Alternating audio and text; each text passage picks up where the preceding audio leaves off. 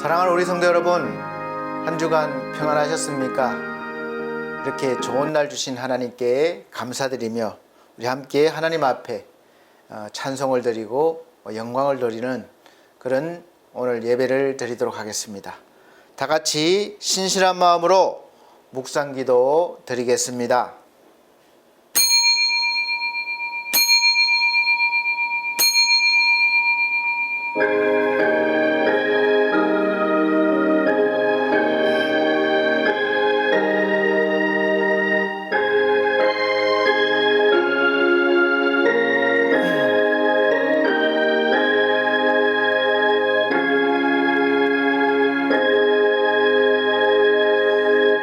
너희가 전에는 어둠이더니 이제는 주 안에서 빛이라.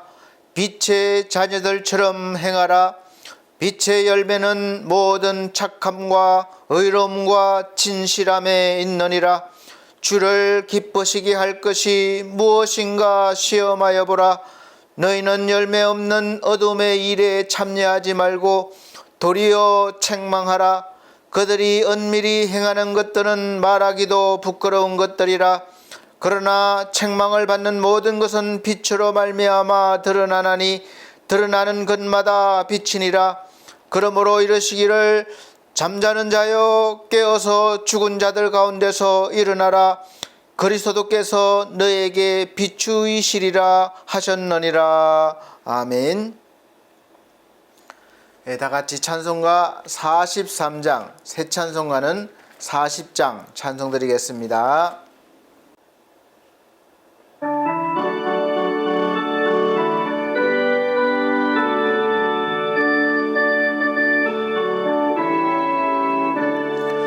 찬송으로 보답할 수 없는 큰 사랑, 주님께 영광 할렐루야. 형제 자매 모두 함께 모여 찬송해. 주님께 영광 할렐루야. 하나님의 자녀여 크게 찬송 부르며 밝고 거룩한 길로 기쁨으로 나아가 주의 보좌 앞으로 속히 들어가겠네. 주님께 영광 할렐루야. 우리 받은 주님 은혜 한량 없도다. 주님께 영광 할렐루야. 기쁜 찬송 부르면서 천국 가겠네. 주님께 영광 할렐루야. 하나님의 자녀여 크게 찬송 부르며 밝고 거룩한 길로 기쁨으로 나아가 주의 보좌 앞으로 속히 들어가겠네. 주님께 영광 할렐루야. 잠시 후에 우리 모두 주를 보겠네. 주님께 영광 할렐루야. 영광스런 보좌 위에 거룩하신 주, 주님께 영광 할렐루야. 하나님의 자녀여 크게 찬송 부르며 밝고 거룩한 길로 기쁨으로 나아가 주의 보좌 앞으로 속히 들어가겠네. 주님께 영광 할렐루야. 만국 백성 천국에서 소리 높여서 주님께 영광 할렐루야. 영원토록 주의 공로 찬양하겠네. 주님께 영광 할렐루야. 하나님의 자녀여 크게 찬송 부르며 밝고 거룩한 길로 봄으로 나아가 주의 보좌 앞으로 속히 들어가겠네. 주님께 영광 할렐루야. 아멘. 네, 성시교독 시간입니다. 성시교독 찬송가 뒤에 교독문 34장, 새 성경책은 67장입니다. 잠언 3장. 제가 한 절 우리 성도님들께서 한 절 천천히 봉독해 나가도록 하겠습니다. 지혜를 얻은 자와 명철을 얻은 자는 복이 있나니 이는 지혜를 얻는 것이 은을 얻는 것보다 낫고 그 이익이 정금보다 나음이니라.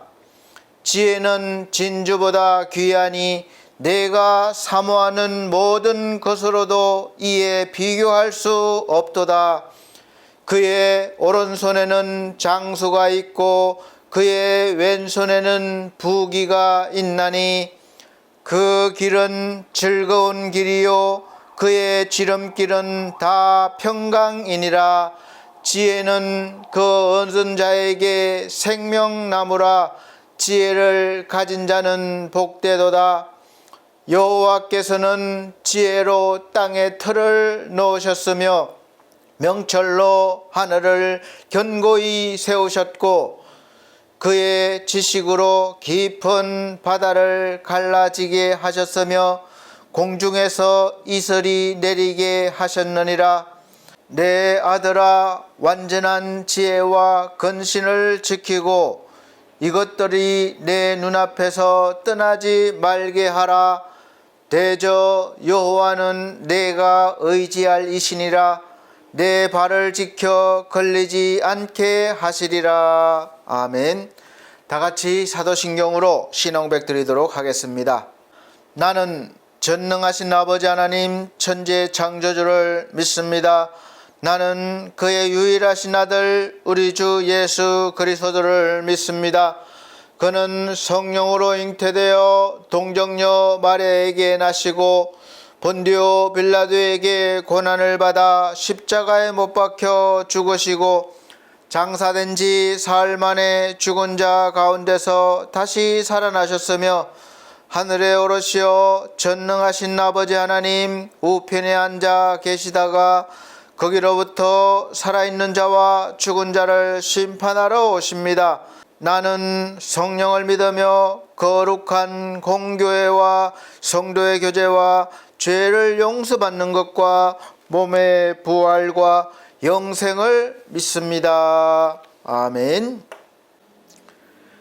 다 같이 찬송가 56장, 새 찬송가 44장 다 같이 찬송 드린 후에 예배를 위해서 유미연 사모님 기도해 주시도록 하겠습니다.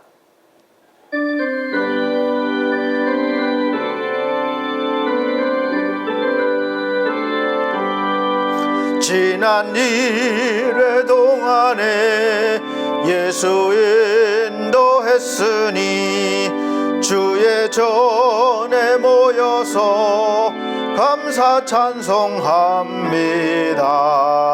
가장 복된 이 날은 하늘 안식표로다. 가장 복된 이 날은 하늘 안식표로다. 주의 공로 힘입어 은혜 주심 빌 때에 화목하게 하시고 죄를 벗겨주소서. 세상 걱정 버리고 은혜 받게 하소서. 세상 걱정 버리고 은혜 받게 하소서. 하나님의 이름을 찬송하러 왔으니 모임 중에 계시고 영광 나타내소서. 기쁜 하늘 잔치에 참여하게 하소서. 기쁜 하늘 잔치에 참여하게 하소서. 주의 기쁜 복음을 모두 듣게 하시고 주의 은혜 베풀어 위로하여 주소서. 주님 오실 때까지 이 날 지키리로다. 주님 오실 때까지 이 날 지키리로다. 아멘. 예배를 위해서 유미연 사모님 기도해 주시도록 하겠습니다. 형제들아, 자유를 위하여 부르심을 입었으나 그러나 그 자유로 육체의 기회를 삼지 말고 오직 사랑으로 서로 종노릇하라.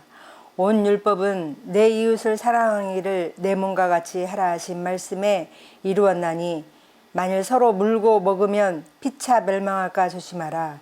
너희가 서로 짐을 지라. 그리하여 그리스도의 법을 성취하라. 이 땅에 풍요로움을 허락하신 하나님 아버지, 자비로우신 하나님의 은혜로 가을을 허락하심을 감사드립니다. 예배 가운데 주님의 은혜와 능력이 충만하게 채워지길 원합니다. 이 시간 은혜를 받아 하나님의 주권이 충만히 우리에게 임하는 역사가 있게 하옵소서. 하나님의 선하신 뜻을 이루지 못했던 지난날의 모습을 고백합니다. 주의 음성에 귀 기울이기보다 나의 욕심에 귀를 기울였고 감사보다 불평과 원망을 하였습니다. 우리의 연약함과 제약들을 주님의 십자가 앞에 내려놓고 회개할 때에 주님의 사랑으로 채우시고 새롭게 하여 주시옵소서. 며칠 앞으로 다가오는 추석 명절을 통하여 가족과 형제자매, 이웃과 하나님의 사랑을 나누고 관계를 회복하는 시간 되기를 원합니다. 고향 방문하는 차량을 축복하여 주시옵소서. 어둠이 틈타지 못하도록 차량의 심장부와 운전대를 친히 아버지께서 주장하시고 돌아오는 목적지까지 잘 지켜주시고 기쁨으로 다시 만날 수 있도록 인도하여 주시옵소서.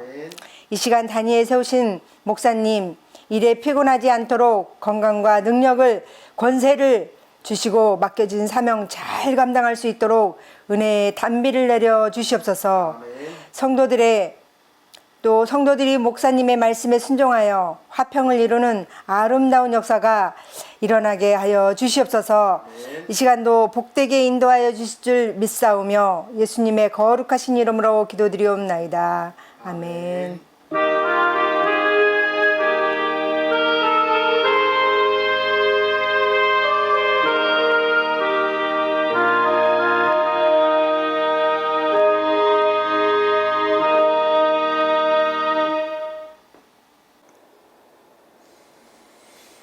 네, 감사합니다. 오늘 하나님께서 우리에게 주시는 하늘의 양식, 생명의 양식은 야고보서 2장입니다. 야고보서 2장 14절로 26절 말씀입니다. 제가 천천히 봉독해 드리도록 하겠습니다. 내 형제들아, 만일 사람이 믿음이 있노라 하고 행함이 없으면 무슨 이익이 있으리요? 그 믿음이 능히 자기를 구원하겠느냐? 만일 형제나 자매가 헐벗고 일용할 양식이 없는데 너희 중에 누구든지 그에게 이르되 평안히 가라, 더웁게 하라, 배부르게 하라 하며 그 몸에 쓸 것을 주지 아니하면 무슨 이익이 있으리요? 이와 같이 행함이 없는 믿음은 그 자체가 죽은 것이라. 혹이 가로되 너는 믿음이 있고 나는 행함이 있으니 행함이 없는 내 믿음을 내게 보이라. 나는 행함으로 내 믿음을 내게 보이리라. 내가 하나님은 한 분이신 줄을 믿느냐? 잘 하는도다. 귀신들도 믿고 떠느니라. 아, 허탄한 사람아, 행함이 없는 믿음이 헛것인 줄 알고자 하느냐? 우리 조상 아브라함이 그 아들 이삭을 제단에 드릴 때에 행함으로 의롭다 하심을 받은 것이 아니냐? 내가 보거니와 믿음이 그의 행함과 함께 일하고 행함으로 믿음이 온전케 되었느니라. 이에 경에 이른 바 아브라함이 하나님을 믿으니 이것을 의로 여기셨다는 말씀이 응하였고 그는 하나님의 벗이라 칭함을 받았나니 이로보건대 사람이 행함으로 의롭다 하심을 받고 믿음으로만 아니니라. 또 이와 같이 기생 라합이 사자를 접대하여 다른 길로 나가게 할 때에 행함으로 의롭다 하심을 받은 것이 아니냐. 영혼 없는 몸이 죽은 것 같이 행함이 없는 믿음은 죽은 것이니라. 아멘. 또 이렇게 일주일 만에 만나 뵙게 되었습니다. 반갑습니다. 이렇게 함께 예배드리게 되어서 너무나 감사하고 이 모든 은혜를 주신 하나님께 찬송과 영광을 올려드립니다. 어떻게 보내셨습니까? 날씨가 이제 제법 가을 날씨가 아침 저녁으로는 제법 피부로 많이 느낄 수가 있습니다. 그래서 요즘은 감기 조심해야 될 것 같습니다. 저도 바쁘게 지냈습니다. 한 주간 또 시골에 갔다가 벌초도 하고 왔습니다. 전주에 광고 드린 것 같이 우리 기독교는 조상을 모르거나 부모를 모르는 종교가 아니라 더 잘 섬기는 그런 종교입니다. 하나님께서 부모를 사랑하라고 하셨기 때문에 그렇습니다. 그래서 저도 목사이지만 벌초를 다 하고 왔습니다. 그러다 보니 바쁘게 지냈는데 여러분 추석을 지나시면서 더 화목해지시고 또 더 행복하게 보내실 수 있도록 그 마음을 지금부터 넓히셔야 됩니다. 섭섭하고 좀 서운한 게 있으면 서로 또 감정이 상하게 되고 이 좋은 명절을 헛되게 보내는 것이니까 마음을 좀 넓히시길 바랍니다. 그래서 오늘 말씀 선포 제목을 마음의 공간을 만들라라는 제목으로 말씀을 선포합니다. 전주에 말씀 드렸듯이 생명을 받은 사람은 이제 성장하고 열매를 맺고 또 그렇게 된다고 말씀을 드렸습니다. 오늘 말씀은 전주에 드린 말씀과 같이 내용과 어떻게 보면 상반된 내용인 것처럼 보여서 믿는 사람들도 서로 다르게 해석해서 논란거리가 되기도 하지만 사실 믿음과 행함은 따로따로 이렇게 분리되는 것이 아니라 항상 함께 나타나는 신앙의 표현이고 행위입니다. 믿음으로만 구원을 받는 것도 맞는 말씀이고 또 행함이 없으면 믿음이 죽은 것과 같다라는 말씀도 맞는 말씀입니다. 왜냐하면 하나님께서 그렇게 말씀하셨기 때문에 그렇습니다. 이 둘은 동시에 나타나야 합니다. 또 그렇게 나타납니다. 대신 행함에 있어서는 어린아이와 같을 때가 있고 청소년일 때가 있고 청년 때가 있고 어른일 때가 있어요. 자라난다는 것이죠. 그래서 그 기준에 맞게 봐야지 너무 높은 수준으로 바라보니까 열매가 없는 것처럼 보이는 것입니다.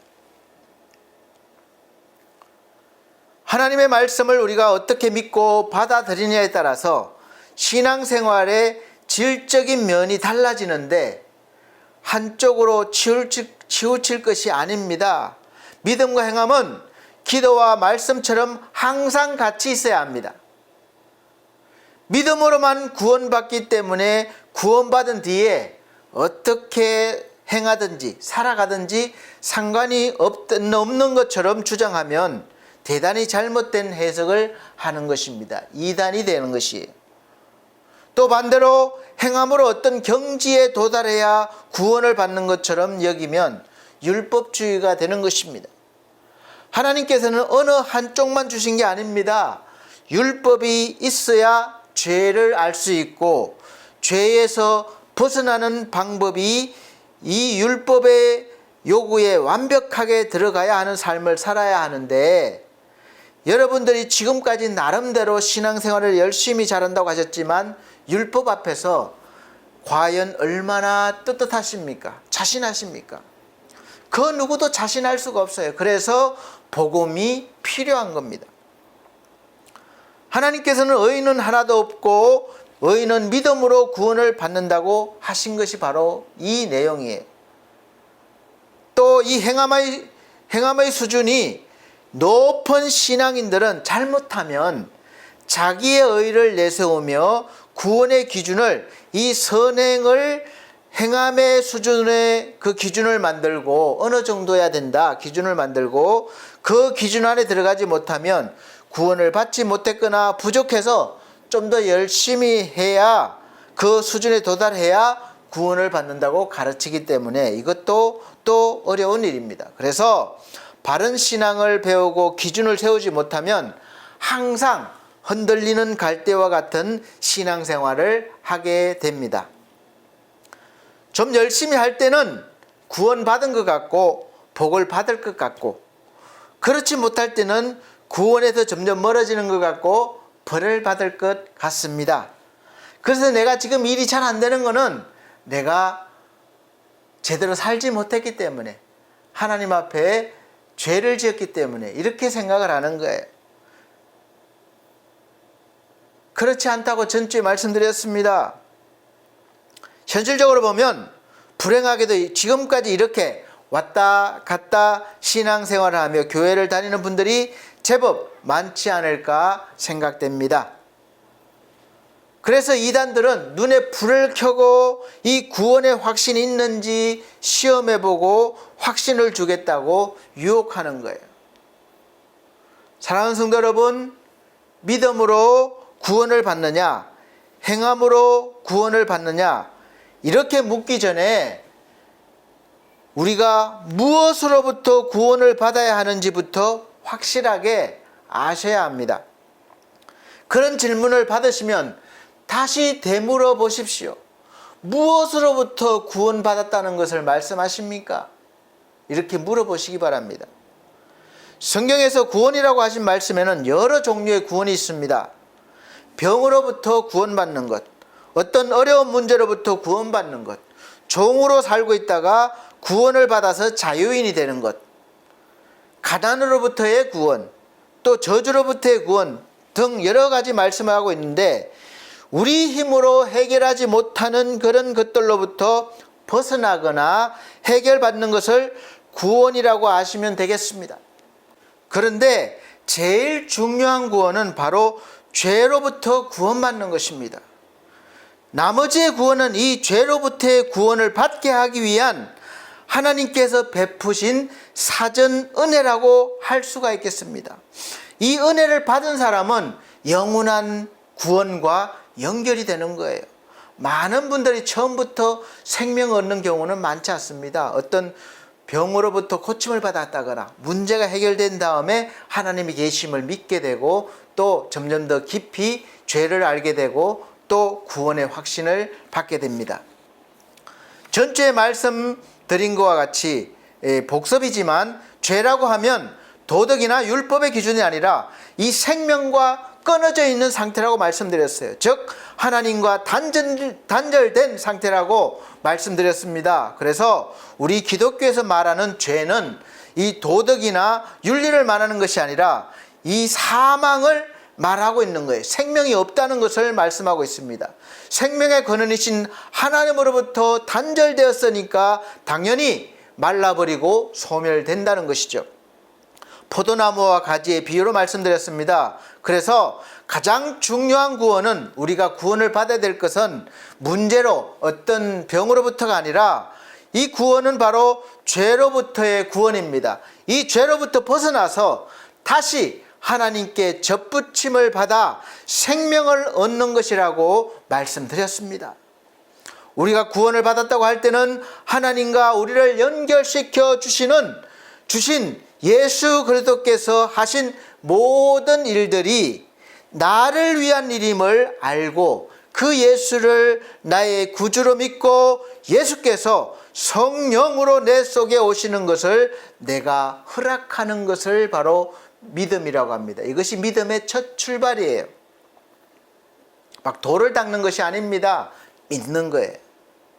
이것이 바로 시작입니다. 믿고 나서 돌을 닦으면 훌륭한 그리스도인이 됩니다.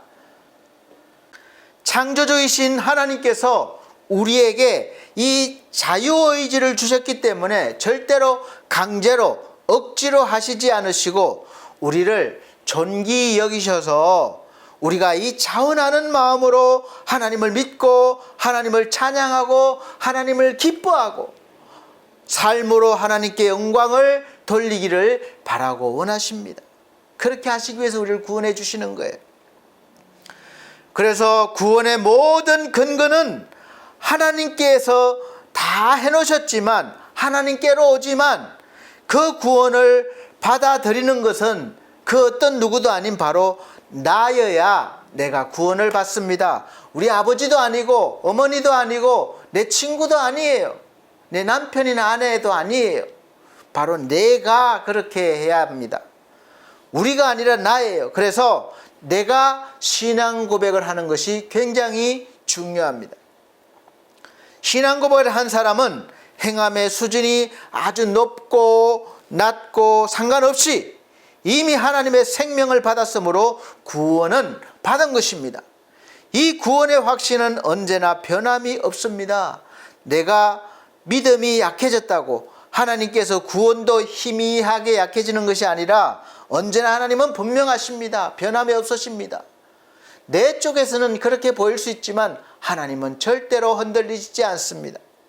그러니까 안심하십시오. 내가 믿음이 약해지고 행함이 없을 때라도 하나님은 여전히 나를 기르시고 계시고 생명을 계속해서 공급해 주시고 계십니다. 그래서 때가 되면 자라고 열매를 맺게 되는 것입니다. 일찍 깨닫는 사람은 좀 더 많은 열매를 맺게 되는 것이고, 늦게 깨달은 사람은 열매를 맺지만 적게 맺는 것이겠죠. 이 열매는 우리의 눈에 보기에 만족하지 못할 수도 있습니다. 우리는 너무 높게 기준을 세워놓는 거예요. 그래서 바리새인들이 자기들도 하지 못하는 기준을 세워놓고 다른 사람도 하나님 앞에 서지 못하게 한다고 말씀하셨습니다. 그런 의미에서 이 믿음과 행함은 같은 거예요. 연결이 됩니다. 따로 떼놓을 수가 없어요. 믿음은 생명과 연결이 되어 있고, 그 생명의 믿음에서 나오는 행함은 이 몸의 영혼과 같습니다. 그래서 불에서 뜨거움을 없애면 불이 아니듯이 믿음에서 행동을 제하면 믿음이 아니라는 말씀이에요. 모세가 바로에게 나가지 않으면 이스라엘의 해방은 없습니다. 지팡이를 내밀지 않으면 홍해는 갈라지지 않습니다. 반면에 믿음 없는 행동은 그냥 행동일 뿐이에요. 영혼 없는 몸처럼 보통 인간의 수준이고 돌을 닦은 수준입니다. 거기서 거기에요. 그래서 오늘 본문 말씀에도 26절에 보면 영혼 없는 몸이 죽은 것 같이 행함이 없는 믿음은 죽은 것이라고 말씀하고 있습니다. 말씀에 우리가 순종해서 하나님과 함께 행동해야 이 믿음의 행동이 됩니다. 그러면 나는 하나님의 수준으로 올려지게 되어 있습니다. 세상이 모르는 능력이 함께하는 거예요. 그래서 히브리서에서는 바로 세상이 감당할 수 없는 사람들이라고 이렇게 말씀하고 있습니다. 믿음은 산을 움직인다고 했습니다. 하나님의 능력과 보화를 누리게 합니다. 그러나 그러한 믿음을 실제로 삶에 적용하는 사람은 사실 많지가 않습니다. 믿음을 알아도 우리 실제 삶에 들어가서는 믿음으로 행할 것을 잊어버리는 거예요. 두려운 거예요. 하지 못합니다. 왜냐하면 늘 우리는 이 세상의 논리와 이치와 기준에 훈련받아 왔기 때문에, 몸에 익숙해져 있기 때문에 그렇습니다. 언제나 하나님의 말씀은 세상의 이치와 논리에 맞지 않을 때가 많고 오히려 상반될 때가 많습니다. 꼭 그렇지 않더라도 내가 손해를 보거나 어려움을 당할 수 있기 때문에 그렇습니다. 이 세상의 법칙이 우리를 가두고 있어서 그것을 깨어버리고 나오기가 쉽지 않은 거예요. 기드온의 300용사가 항아리 속에 있는 횃불을 어떻게 해야 밝힐 수가 있겠습니까? 적들은 많습니다. 몇 배로 많습니다. 자기들의 힘으로는 이길 수 없어요. 그러나 하나님의 말씀대로 항아리에 있는 횃불을 밝힐 때 항아리를 깨서 밝혔듯이 그럴 때 하나님께서 싸워주셨어요. 그 수많은 군대를 이겼습니다. 그들이 용맹해서 뭐 특별한 작전을 잘 해서 이긴 게 아니에요. 하나님께서 이기게 해 주셨습니다. 깨뜨리기만 하면 나머지는 하나님이 해 주십니다. 그래서 우리도 깨뜨려야 됩니다. 그래야 귀한 것이 나올 수 있습니다. 나를 깨뜨려야 향기로운 향유가 나와 주님께 드릴 수가 있는 거예요. 여러분 깨뜨려 보십시오. 깨뜨리면 아픔이 있습니다. 어려움이 있지만 그 아픔이 있지만 한번 해보시면 더 귀한 것을 얻게 됩니다. 성경이란 거울에 비친 내 모습은 언제나 무엇입니까? 왕이요 제사장입니다. 너희는 왕같은 제사장이요. 그렇게 말씀하셨습니다. 거룩한 백성이요 말씀하셨습니다. 그러나 우리의 경험과 현실은 전혀 다른 설명을 합니다. 너는 죄인이야. 기독교인이면서 그렇게밖에 살 수 없냐? 당신이 어떻게 교인이라고 할 수 있어? 당신은 못났어. 가진 것이 없어. 부끄러워. 그렇게 말하고 있습니다. 그래서 내 모습을, 본래의 모습을 잊어버리고 보통 사람으로 돌아갑니다. 그래, 맞아. 나는 실패자야. 나는 못났어. 이렇게밖에 살 수 없어. 그래서 믿음으로 산다는 것은 내 속에 가득 찬 세상의 것들을 다 비워내고 하나님의 공간을 만들어가는 것입니다. 이것이 신앙생활이에요. 세상은 성경에서 어둠, 흑암으로 비유합니다. 우리가 방 안에 있을 때 방 안이 캄캄하면 전혀 공간이 없습니다. 알 수가 없어요.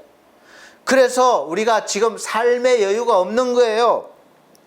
세상의 것으로만 살아야 되기 때문에 친구가 경쟁자가 됩니다. 사랑할 대상이 없는 거예요. 믿을 사람이 없는 겁니다. 다 내 것을 빼앗을 것처럼 보여요. 오직 내 힘으로만 살아야 하기 때문에 언제나 이 속에 안식, 쉼이 없는 겁니다. 그래서 여유가 없는 것입니다. 신앙생활을 해도 공간이 없기 때문에 하나님이 들어올 자리가 없습니다. 그래서 하나님의 사랑도 하나님의 은혜도 하나님께서 주시는 선함도 선한 행동도 믿음으로 행함도 나타내지 못하는 거예요. 흑암이 가득 차 있습니다. 무엇이 필요합니까? 우리에게 빛이 필요합니다. 빛이 있으라 하나님의 말씀이 필요합니다. 예수께서 그래서 빛으로 오셨습니다. 공간을 만들어 주시기 위함입니다. 이 캄캄한 우리 영혼 속에 하나님의 밝은 빛으로 들어오면 그 빛만큼 공간이 보이고 생긴 것입니다. 그래서 신앙생활은 그 빛을 채우는 생활이에요. 많이 채우면 채울수록 공간이 많아지게 되고 여유가 있게 되고 선을 행할 능력도 더 많아지게 됩니다. 그 이유는 하나님의 자리가 그만큼 커지면 그만큼 채워주셨기 때문에 하나님의 사랑이 나오고 은혜가 나오고 선한 행동이 나오는 것입니다. 그런데 문제는 저나 여러분이나 사람들은 빛을 좋아합니까? 싫어합니까? 싫어해요. 빛을 거부합니다. 왜입니까? 오히려 어둠을 좋아합니다. 어둠이 좋은 이유는 바로 우리가 죄인의 습성이 있기 때문에 그래요. 죄는 밝음을 싫어합니다. 밝으면 부끄러움이, 죄가 다 드러나기 때문에 너무 부끄럽고 죄의 능력을 잃어버리게 됩니다. 더 이상 죄를 지을 수가 없어요. 다 알고 있는데, 다 나타났는데 어떻게 숨길 수 있고 또 행할 수가 있겠습니까? 그래서 빛을 싫어하는 거예요. 사람이 마음에 하나님 두기를 싫어하며 성경에서 말씀하고 있습니다. 그래서 우리가 죄인이기 때문에 하나님을 거부합니다. 하나님이 들어오면 내 죄가, 내 부끄러움이, 내 추악함이 다 드러나게 되는 것입니다. 그래서 싫어하는 거예요.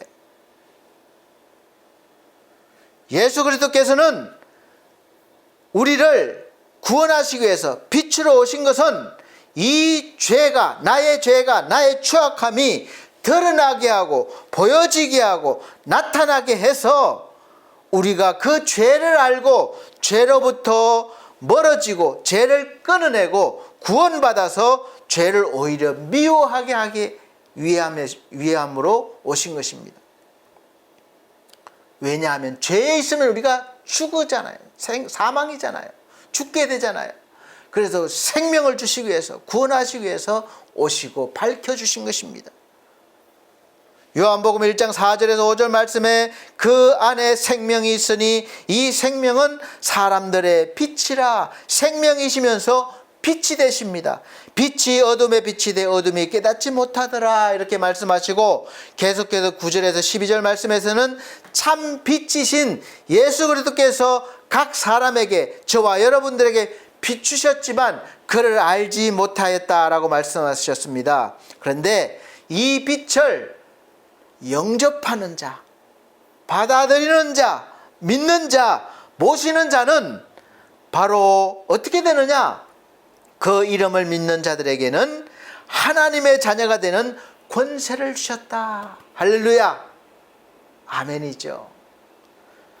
빛을 받아들이면 내가 밝아질 뿐만 아니라 하나님의 자녀가 되는 그런 은혜가 주어지는 거예요.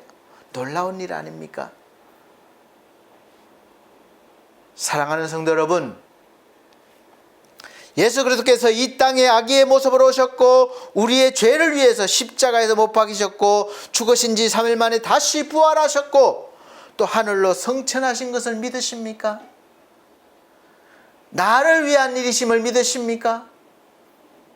그리고 이 하신 모든 일들이 우리를 하나님과 화해를 시켜서 생명을 얻게 하고 하나님의 자녀가 되게 하시려고 하신 것임을 믿으십니까? 아멘 하시는 분은 이제 생명을 얻으셨고 하나님의 자녀가 되셨습니다. 이 사실은 이제 앞으로 영원히 변함이 없을 것입니다. 그럼 여러분들은 구원을 받은 것입니다. 생명을 얻은 것입니다. 영생을 얻은 것입니다. 그리고 이 구원은 여러분이 이제 살아가시면서 선을 많이 행하고 덜 행하고 상관없이 영원한 거예요. 없어지지 않아요. 그러므로 흔들리지 마십시오. 단지 하나님의 말씀대로 살지 못하고 믿음으로 잘 살지 못하는 것은 이제 죄보다는 부끄러운 일입니다. 그래서 우리가 이제부터 매주일마다 하나님 앞에 나올 때마다 나는 죄인입니다, 그런 게 아니라 하나님 부끄러운 사람입니다, 이렇게 고백을 하셔야 돼요. 이렇게 고백을 하고 회개하는 개념도 이제는 더 잘하겠다는 의미로 회개하는 겁니다. 그리고 그렇게 하셔야 돼요. 그리고 실제로 그렇게 살기 위해서 열심히 노력해야 합니다. 신앙생활 하셔야 합니다. 하나님은 우리가 그렇게 살기를 원하시고 계십니다.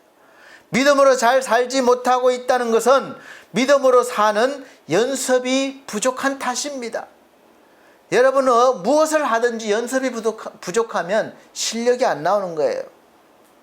믿음이라고 했을 때는 하나님의 말씀과 기도와 예배가 다 포함되어 있는 것입니다. 여러분의 영혼이 충만하고 마음에 하나님이 가득 차고 넘치시면 당연히 행함도 나타나고 나도 자라나는 것입니다. 풍성한 열매가 되는 거예요. 그래서 우리가 늘 하나님과 소통의 공간을 만들어야 합니다. 인간과 인간 사이에도 소통의 공간이 없으면 대화가 단절돼요. 사춘기 자녀들과 부모와 소통의 공간이 없으면, 그 공감대가 없으면 대화가 단절되고 오해가 생깁니다. 남편과 아내 사이도 마찬가지고 또 많은 인간관계에서 이 소통하는 공간이 없으면 서로 친밀도가 낮아질 수밖에 없어요. 오해하는 일들이 많아져서 다투게 되고 원수가 되기도 합니다. 그런데 사실 많은 이유들 중에는 소통하면 해결될 일들도 많다는 것을 아시길 바랍니다. 그래서 우리는 항상 이 소통의 공간이 있어야 됩니다. 그래도 우리는 하나님과의 소통할 수 있는 내 속의 공간을 늘 넉넉하게 비워둬야 됩니다. 비워두는 사람이 하나님의 사랑을 더 많이 느끼고 하나님의 사랑을 더 많이 나타낼 수가 있습니다. 그것이 바로 말씀 묵상이요, 기도요, 예배입니다. 신앙생활입니다. 성도라면 항상 열심히 해야 될 일이에요. 우리가 근육은 계속해서 사용해야만 힘을 내고 강화가 됩니다. 사용하지 않으면 사라져요. 연세 드신 분들이 병원에 입원하면 일주일만 있으면 근육이 다 없어져서 잘 걷지를 못하게 됩니다. 왜냐? 근육이 힘을 발휘 못해요. 사용하지 않았기 때문에 그렇습니다. 그래서 병원에 입원했을 때도 힘들지만 열심히 재활을 해야 됩니다. 근육은 뼈와 혈관과 신경과 림프계를 불러옵니다. 다 연결이 되었어요. 그래서 근육이 건강한 사람은 혈액순환도 잘 된다고 합니다. 근육이 사라지면 다 사라지게 되는 거예요. 약해지는 겁니다. 걷지 않으면 걷는 근육은 사라지고 걷는 방법도 잊혀지게 됩니다. 그래서 걷지 못하는 거예요. 조선의 왕들은 모두 다 갈수록 부축을 받았습니다. 어렸을 때부터 스스로 하기보다는 밑에서 다 시중을 들어줬기 때문에 활동량이 상당히 적을 수밖에 없습니다. 그래서 퇴화가 되는 거예요. 근육은 점점 퇴화되고 30대에 노인처럼 되고 빨리 죽었습니다. 왕들이 오래 살 것 같죠? 더 일찍 죽었습니다. 보통 사람들보다 더 좋은 데 살고 더 좋은 음식만 먹고 더 편하게 살았는데 왜 일찍 죽습니까?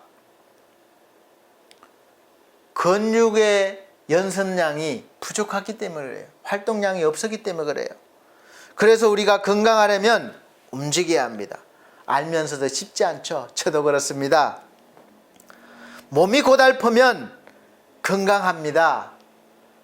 그러나 몸이 편하면 건강을 잃게 됩니다.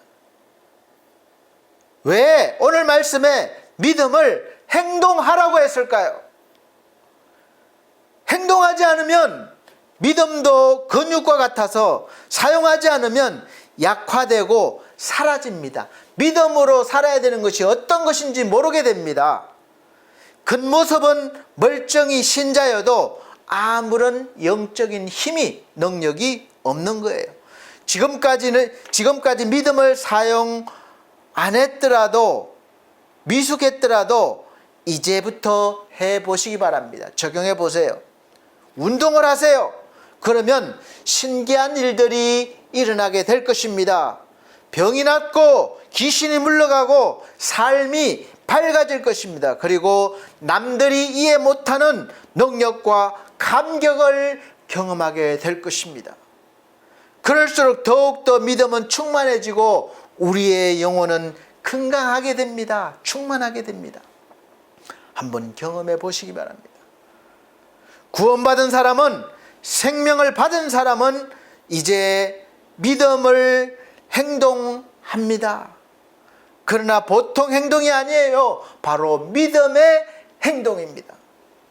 사도들이 귀신을 쫓아내고 병자를 고치며 사람의 근본을 바꾸는 것과 같은 차원의 행동입니다. 그래서 믿음의 근육으로 산을 움직입니다. 어떻게 그렇게 할 것입니까? 먼저 여러분의 마음에 소통의 공간을 항상 만드시길 바랍니다. 그 공간에 하나님이 오시게 하면 됩니다. 너무 세상 것들로만 채우지 마세요. 특히 우리 신자들은 그래서 시련에 강하게 됩니다. 왜냐? 하나님과 소통하고 그 다음 사람들과 소통하기 때문에 그렇습니다. 삶이 달라집니다. 그래서 신자들은 시련에도 강하게 됩니다. 이 시련을 통해서 무너지는 것이 아니라 더 강해질 수 있기 때문에 그렇습니다. 그래서 야고보서 1장 2절 말씀에는 여러 가지 시험을 당하거든 만나거든 낙심하라가 아니라 오히려 기쁘게 여기라, 온전히 기쁘게 여기라고 말씀하고 있습니다. 우리의 삶은 시련의 연속입니다. 그 시련을 어떻게 맞느냐에 따라서 이 사람의 모양이, 인생이 전혀 달라집니다. 이 최선애로부터 시작해서 최악이 되는 거예요. 대개는 두려워하며 수비 자세가 됩니다. 그러면 시련이 올 때마다 무엇인가를 자꾸 잃어버리게 되는 거예요. 그래서 평생 큰 것을 잃어버리고 작은 것을 잃어버리고 계속 당하다 보면 결국에는 다 잃고 늙고 지쳐서 죽음을 맞이합니다. 그러면 최선은 무엇입니까? 여러 시험을 당하거든 온전히 기쁘게 여기라. 시련이 불신자에게는 독이 되지만 신자는 성장하고 잘 돼가는데 영양제가 됩니다. 꼭 필요한 과정입니다. 최선으로 우리가 되려면 하나님 의지하고 기쁨으로 맞으면 되는 거예요. 신비한 지혜를 주신다고 약속하십니다. 지혜가 안 나오면 소통의 공간을 만들고 기도해 보시기 바랍니다. 빛은 어둠을 밝히고 공간을 만들어 줍니다. 빛이 들어오는 만큼 나의 공간이 넓어지게 되는 것입니다. 여러분의 마음에 빛이 비치게 하시기 바랍니다. 그 공간이 하나님과 소통의 공간이 될 것이고 사람들과 소통의 공간이 될 것입니다. 그 순간부터 여러분의 삶은 달라지기 시작합니다. 하나님께서 어떤 모양, 어떤 모습으로건 반드시 주십니다. 하나님께서 우리가 최고로 아름다운 소리를 낼 수 있도록 피아노 반주자나 악기 연주자들이 이 피아노 줄이 악기가 느슨해졌거나 팽팽해졌으면 그 줄을 악기를 조율하듯이 지금 내 인생을 조율해 주십니다. 내 인생이 팽팽해져서 늘 스트레스에 시달리면 좀 여유를 가질 수 있도록 느슨하게 그렇게 조율해 주시고 또 너무 늘어져 있어서 게으러지고 나태해지면 좀 팽팽하게 이렇게 조여 주셔서 내가 좀 긴장하고 생명 있게 달려가게 하십니다. 내 인생을 조율해 주시는 거예요. 그래서 내가 하나님과 연결이 되어 조율될 때 가장 내 인생에서 아름다운 인생이 되고 아름다운 소리를 낼 수 있는 삶을 살 수가 있습니다. 하나님의 지위에 따라서 내가 아주 바쁘게 또 예민하게 움직이는 거예요. 이게 성령에 따라 사는 사람이에요. 그래서 이제 내 삶이 제대로 보여지기 시작하고 하나님이 주시는 능력으로 모든 일을 해 나가는 것입니다. 그래서 사도 바울도 능력 주시는 자 안에서 내가 모든 것을 할 수 있다고 한 거예요. 신자인 여러분에게 시련이 올 때 온전히 기뻐한다면 인내할 힘이 일어납니다. 이 인내는 아픔을 내가 억지로 참는 게 아니에요. 참아내는 게 아니에요. 신기한 능력으로 시련보다 더 큰 존재가 되어서 저절로 참아집니다. 어떻게 그렇게 됩니까? 낮은 자는 높음을, 부한 자는 낮아짐을 자랑하라고 합니다. 자기가 낮은 줄 알아 매사에 하나님을 잡으니 높아집니다. 그래서 부하거나 빈하거나 주로 인해 높아짐을 자랑하라는 거예요. 어떤 사람은 시련이 거의 없는 것처럼 보여요. 평생 문제없이 형통하게 삽니다. 몸도 건강하고 또 가정의 일도 번영하고 화목하고 사업도 잘 됩니다. 여러분 이런 사람 부러우신가요? 부러워하실 거 없습니다. 이런 사람은 시련이 한번 오면 쉽게 넘어가고 무너집니다. 그런데 시련을 많이 겪은 사람은 절대로 넘어지지 않습니다. 오히려 더 성장합니다. 왜 그러겠습니까? 복이 많아서? 아니요.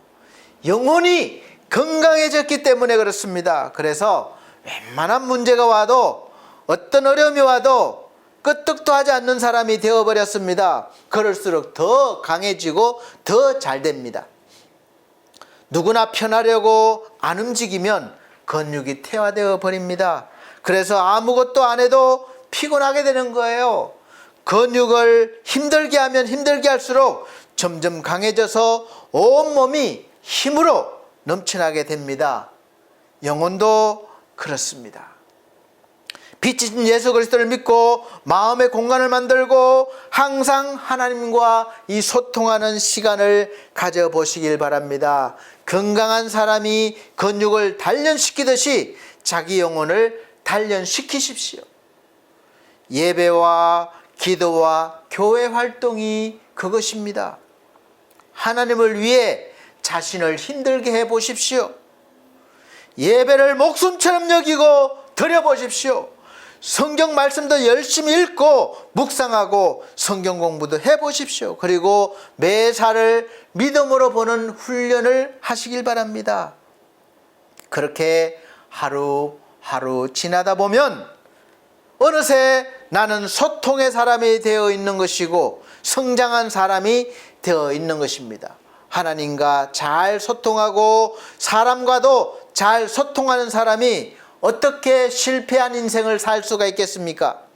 힘든 일이 오더라도 능히 이겨내며 더 큰 사람이 되는 것입니다. 시련이 올 때 오히려 더 기뻐할 수 있게 되는 거예요. 이미 시련을 잘 감당할 힘이 넘치기 때문에 그렇습니다. 지금 저와 함께 예배를 드리고 계신 분들은 이미 그런 은혜를 받으셨고 그런 사람이 되셨음을 믿으시고 한번 해보십시오. 믿음으로 연습하고 행동해 보십시오. 반드시 나타나게 됩니다. 그리고 지금부터는 삶이 좀 어렵고 힘들더라도 탄식하지 마십시오. 그럴수록 더 나빠집니다.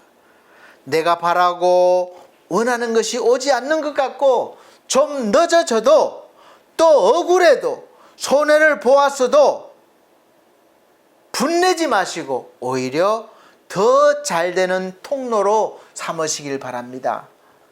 하나님이 주시는 능력으로 온전히 기뻐하고 감사하십시오. 시련을 포함해서 어떤 상황이건 환영해 보세요. 하나님이 함께 오시기 때문에 그렇고 함께 하시기 때문에 그렇습니다. 지금 이 순간 하나님께서 여러분과 함께 하십니다. 기도드리겠습니다. 하나님 감사합니다. 우리와 함께 하시는 하나님 생명 주시고 또 우리가 생명으로 살아갈 수 있도록 날마다 능력 주심을 감사합니다. 우리가 이제는 생명을 받은 자로서 능력을 받은 자로서 살아가게 하여 주옵소서. 예수 그리스도 이름으로 축복하고 기도합나이다. 아멘. 네, 감사합니다. 다 같이 준비한 예물 드리는 시간입니다. 헌금 찬송 484장, 새 찬송가는 365장 찬송 드리시면서 정성껏 준비하신 헌금 드리도록 하겠습니다.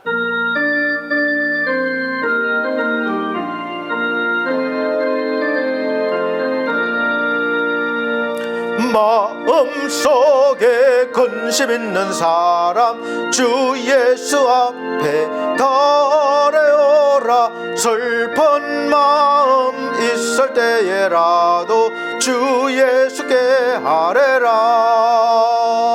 주 예수 앞에 달아오라. 주 우리의 친구니 무엇이나 근심하지 말고 주 예수께 아뢰라. 눈물 나며 깊은 한숨 쉴 때 주 예수 앞에 달아오라. 슬픈 마음 있을 때에라도 주 예수께 아뢰라. 주 예수 앞에 달려라. 주 우리의 친구니 무엇이나 근심하지 말고 주 예수께 아뢰라. 두려움과 두려움 있을 때에 주 예수 앞에 달려라. 하에레를 염려하지 말고 주 예수께 아뢰라. 주 예수 앞에 달려라. 주 우리의 친구니 무엇이나 근심하지 말고 주 예수께 아뢰라. 죽음 앞에 겁을 내는 자여 주 예수 앞에 달려라. 하늘나라 바라보는 자여 주 예수께 아뢰라. 주 예수 앞에 달려라. 주 우리의 친구니 무엇이나 근심하지 말고 주 예수께 아뢰라. 아멘. 감사합니다. 드려진 예물 위해서 기도해 드리도록 하겠습니다. 전주에 드린 예물은 자막으로 올려드리고 있습니다. 우리 아버지 하나님, 아버지께 주신 은혜로 말미암아 성실하게 일하여 수입을 올린 10분의 1을 아버지 앞에 드립니다. 하나님 것임을 고백드리는 믿음으로 드립니다. 또 날마다 감사하여 감사함을 드립니다. 몸과 마음 드립니다. 귀한 헌신들 받아주시고 귀한 손길들 받아주옵소서. 또 선교예물 드립니다. 귀한 손길 복에 복을 더해 주시고 이 선교를 통하여 많은 생명이 살아나는 역사가 있게 하여 주시옵소서. 오늘도 함께 하신 아버지께 감사드리며 예수 그리스도의 이름으로 축복하고 기도하옵나이다. 아멘. 네, 감사합니다. 네, 교회 소식 전하는 시간입니다. 교회 소식 전해드리겠습니다. 첫 번째는 23년도 교회 표어는 하나님의 소원을 이루는 사람, 빌립보서 2장 5절에서 11절 말씀을 주제로 세웠습니다. 예수 그리스도의 마음을 가지십시오. 두 번째는 매주 주일 오전 11시 예배를 영상으로 드리고 있습니다. 교회 사정상 그렇게 하고 있는 거지만 교회에서 함께 예배 드릴 수 있습니다. 사무실이지만 오시기 바랍니다. 세 번째, 성도들의 가정과 직장과 사업을 위해서 기도해 주시고 연약한 성도들 건강 회복과 믿음 회복을 위해서 기도해 주시기를 바랍니다. 더불어 반성미디어 홈페이지와 또 엘피스 제가복지센터 더불어 반성미디어 홈페이지를 함께 이루어나갈 일꾼이 필요합니다. 기도해 주시고 또 엘피스 제가복지센터 계신 어르신들 요즘 환절기라 많이 입원하시고 다치시고 또 하시는데 건강과 또 가족들 건강과 형통을 위해서 기도해 주시길 바랍니다. 또 엘피스 홈케어를 위해서 기도해 주시길 바랍니다. 홈케어를 위해서 쓰시는 디온 대표님, 김성근 형제님에게도 늘 감사드리고 또 기도해 주시기를 바랍니다. 네 번째, 늘 푸른 요양을 해서 오후 예배를 인도하고 있습니다. 잘 할 수 있도록 여러분 기도해 주시기를 바랍니다. 다섯 번째는 이제 다음 주면 추석 명절입니다. 명절 때 갈등 없이 은혜로 잘 보내실 수 있기를 원합니다. 이제 예수 믿는 사람들에게는 조상님들이 우상이 아니라 이제 우리의 뿌리입니다. 그래서 이제 바뀐 거예요. 조상님들이 복을 주고 잘 모시면 복을 주시고 이런 것이 아니라 복은 하나님이 주십니다. 그런데 우리의 뿌리니까 하나님이 그분들을 통해서 나를 있게 하셨고 또 그러니까 기념하고 또 우리가 잊지 않는 것입니다. 그리고 살아계실 때 부모님을 잘 공경하고 섬겨야 됩니다.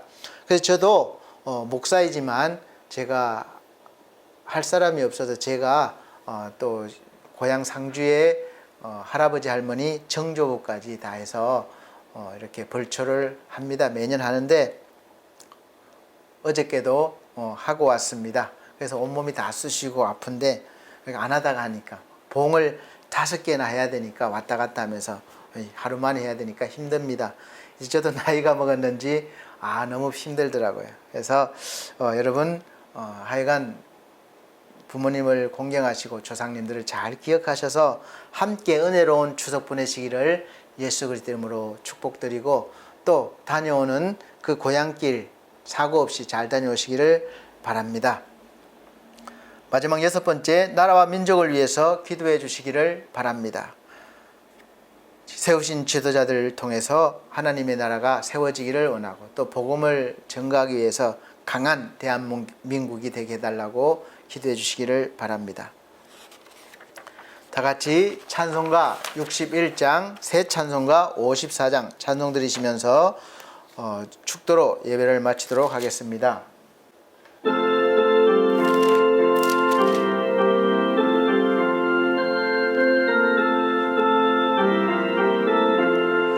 주여 복을 구하오니 편히 가게 하시고, 사람마다 주 은혜로 이기도록 하시고, 광야 같은 세상에서 항상 인도하소서. 주의 복된 말씀 듣고 무한 감사합니다.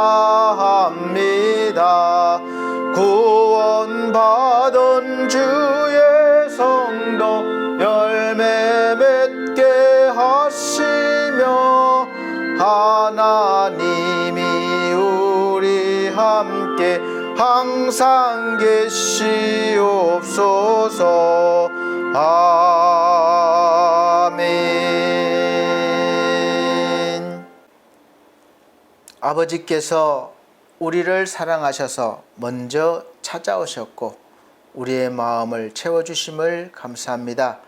이제 늘 하나님과 소통하는 관계가 되었사오니 이제 하나님의 은혜로 살게 하시고 하나님이 주시는 지혜와 명철과 능력으로 살게 하여 주셔서 이 세상에 우리가 그 어떤 일들도 주와 함께 해 나가게 하시며, 또 주의 영광을 위해 일하는 그런 성장하는 하나님의 성도가 되게 하여 주옵소서. 주 예수 그리스도의 은혜와 하나님의 크신 사랑과 성령님의 감화 감동 교통하신 은혜가 사랑하는 중앙총회와 중앙총회 신학과 온석대학원대학교 그리고 서울중앙선교회, 우리 사랑하는 반석교회 모든 성도들, 그리고 이 시간 함께 예배드린 귀한 영혼들에게 영원토록 함께 계실지어다. 아멘.